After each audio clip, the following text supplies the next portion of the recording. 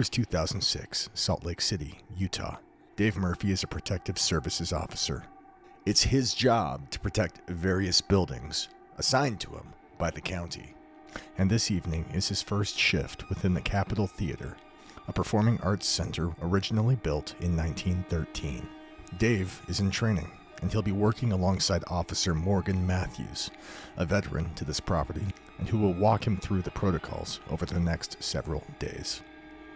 It's explained that their job is to patrol the property and perform regular sweeps, monitor the 3 floors via the control room, and ensure that the building remains locked and without incident until the staff arrives in the morning. The cameras are old, but they serve their purpose when the lights are on. In the dark, however, it's near impossible to see much of anything. This necessitates the routine floor checks.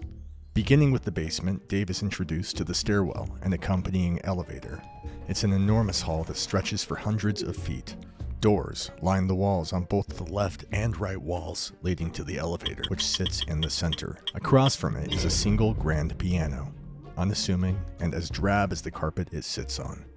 The rest of the venue is quite lush, well furnished and with ornaments and lights designed to accentuate the building's bright and storied past. But down here in the basement, it's cold, quiet, and dank. They perform their first rounds, leaving the basement and moving up to the first floor once more.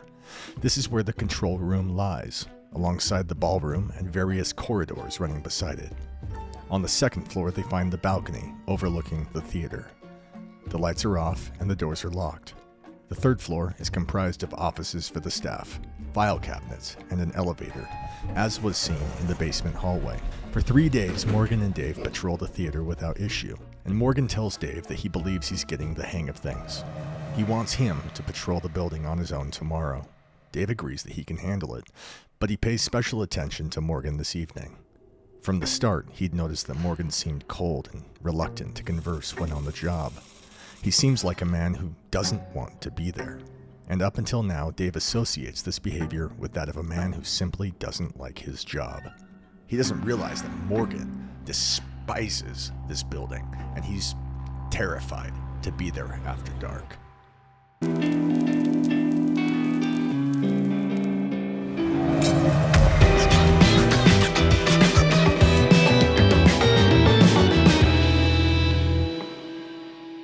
The following day, Dave is in the theater on his own. It's late and the building is dark. He has his flashlight in hand and his gun in his holster. He explores the basement, walking the long hall as his footsteps echo in the dark. He glides his finger over the piano and lifts the wooden key cover. He looks around, shining his light at the elevator behind him. He taps a key on the piano and it rings out. He listens to the dark around him, closes the key cover, and makes his way back to the stairs. All the doors are closed and all the lights are off. Moving up past the control room, on the second floor he finds the balcony and main auditorium. On the third floor he finds the offices, cubicles, and closed doors. Everything is locked and quiet. The last room to check is the rehearsal room. Unlike the other rooms in this building, there is no door to open. The wall simply opens up to the enormous area with chairs, stands, and cubbies lining the wall. He shines his light along the windows and podium, finding everything secured. He turns to leave, and as he does, there's the sound of the door violently slamming shut. Dave whips around and draws his gun, pointing his light at the bathroom door within the rehearsal room. It's the only door within his vicinity, and he's positive this is where the sound came from. He gets on the radio and calls Morgan, informing him frantically that someone is in the building. As he waits for backup, he approaches the bathroom door, taking note that it has a hydraulic arm attached to it. He realizes it should have been impossible to slam this door, but this information is secondary to the fact. He knows what he heard. He heard a slamming door. Somebody is in there. Unless, he thinks, rather than running in, perhaps they ran out. What if the intruder is somewhere else in the building now? After several minutes, Morgan steps up beside Dave. His gun is drawn. He taps him on the shoulder, and together they go into the bathroom. Nobody's there. The lights are off and the stalls are all cleared. Together they perform another sweep of the property, but find nothing. finally returning back to the control room.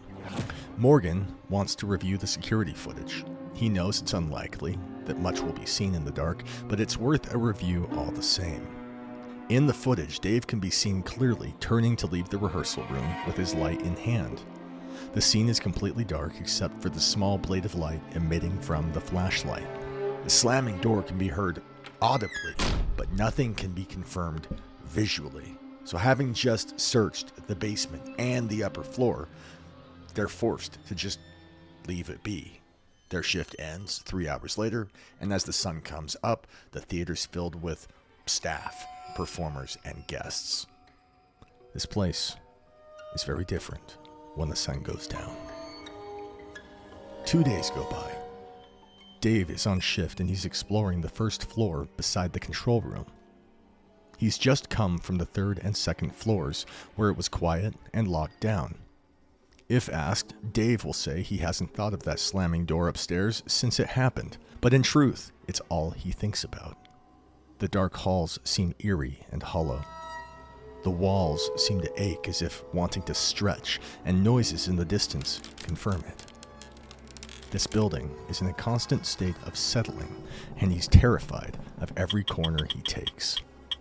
Tonight, he grips his flashlight more firmly, and he keeps the button on his weapon holster open when walking the halls. He has to finish the first floor, and then the basement will conclude his sweep of the theater.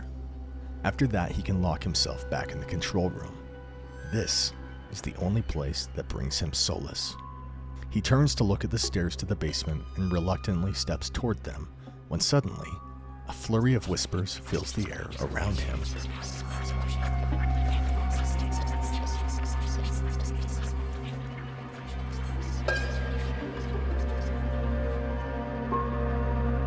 As he moves, the whispering voices seem to move with him, and now, instead of being something that hung in the air, they're heard distinctly from down in the stairwell. He grips the railing and begins down the steps, and as he does, the whispering stops.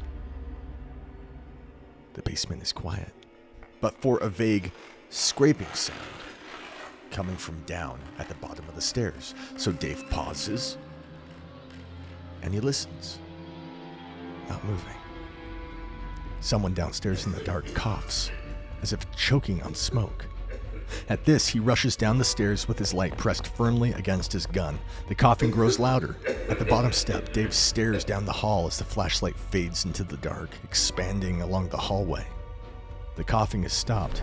As he begins down the hallway, his heart racing. He grabs doorknobs as he walks by them, rattling the doors. The whispers and the coughs have stopped now, and Dave pauses, and he wonders, did it ever really happen? Was he only hearing things? He couldn't be sure anymore.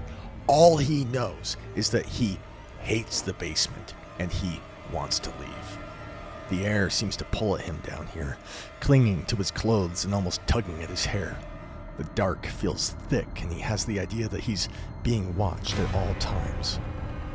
He begins to pick up the pace, moving quickly as he slaps the doorknobs, running now and heaving as he bolts down the hallway and past the piano. The metal elevator across from it reflects the glow of his flashlight, spilling the light around the hall as he flees through the dark. As the stairs come into view, he's running at full speed and he can't be sure if those are his footsteps or someone behind him. He groans with horror as he grips the railing.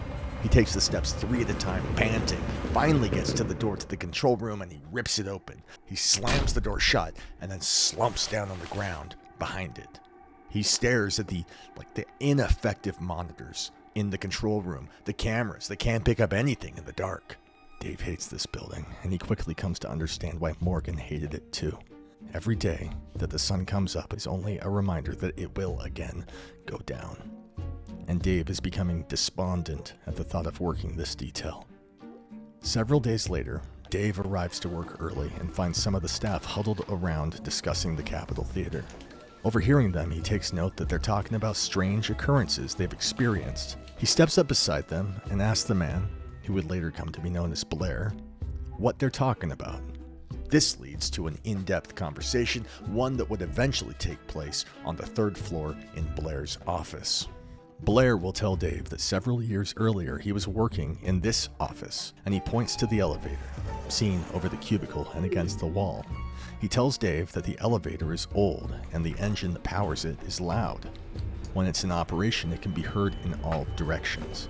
And as he sat in his chair after hours one night, the engine kicked on. The light indicating the different floors lit up and indicated that someone had boarded it from the basement. He watched as the indicator light over the elevator read basement, and then dinged 1, and then 2, and finally 3. The doors opened and Blair stood up, walking around to get a better view of the elevator. It was empty. He told Dave that the doors suddenly began to close, but then stopped and opened again as if something was blocking the doors. The alarm began to ring, further confirming that an object was in the way. Confused, Blair approaches the elevator and pauses at the door, and then, finally stepping inside out of some weird, morbid curiosity.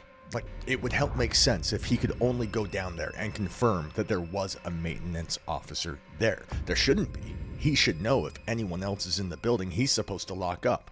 But once inside the elevator, the alarm stops, and the doors close, and the button to the basement lit up, as if someone had pushed it. The doors dinged as they went by, accentuated by the whir of the motor, and finally, it reached the bottom floor. The doors opened, and the dim yellow light from above him spilled out onto the piano. Without exiting the open doors, Blair peeked his head out and looked left and right, gazing into the black hallway around him. He calls out, "Is there anyone there?" But it's somehow more quiet after he speaks than it was before he opened his mouth.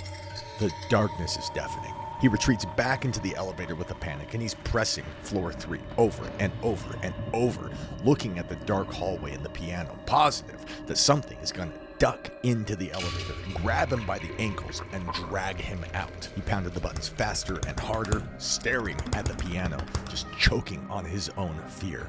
And finally, the doors began to close as the whir of the engine filled the elevator, and the 3rd floor began to approach.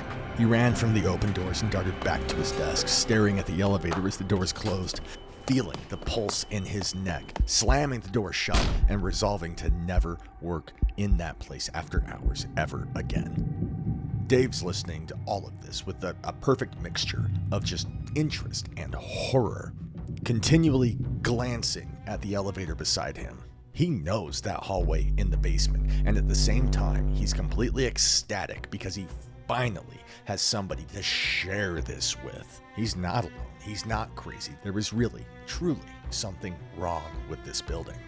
So Blair tells Dave that he has a friend who's been wanting a tour of the building, but that he didn't want to be the one showing him around for obvious reasons. So he suggests that Dave and Morgan should provide the tour after hours and let it serve as an experiment. Would somebody with no knowledge of what's been happening in this building be able to independently confirm these experiences? What would that mean to have somebody unbiased share in the horror?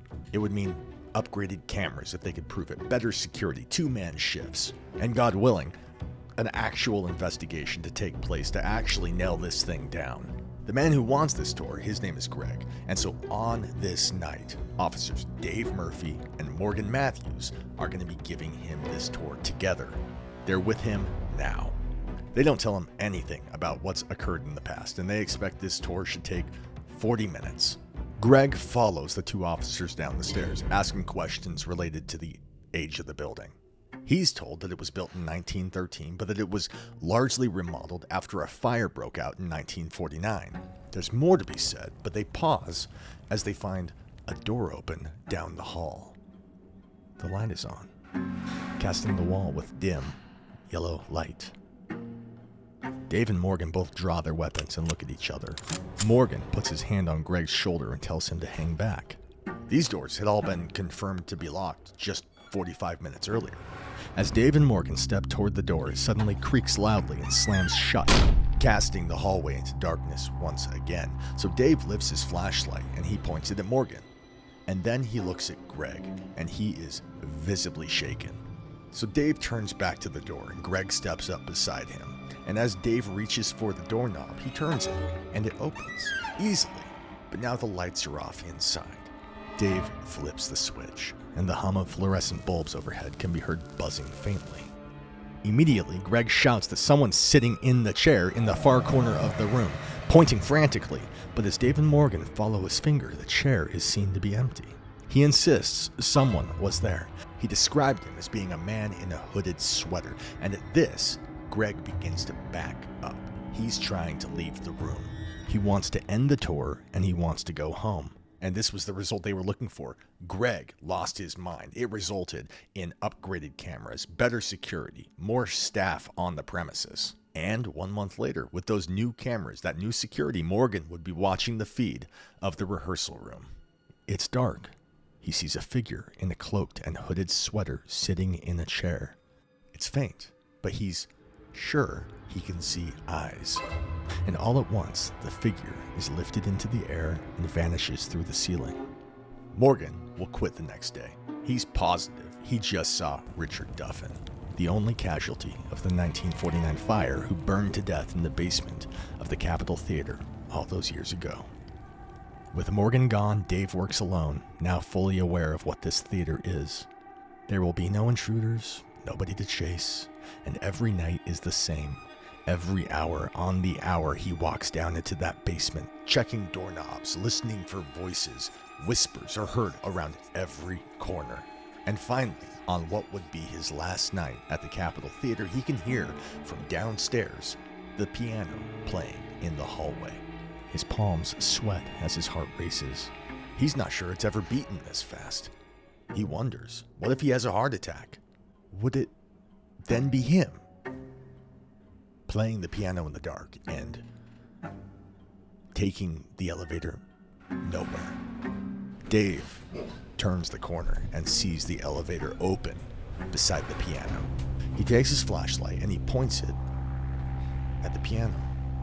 He reaches to close the key cover, and as he does, he hears a cough from behind him. The lights go out and he immediately bolts for the stairs. He runs for the last time, wondering if those are his footsteps he's hearing or someone behind him.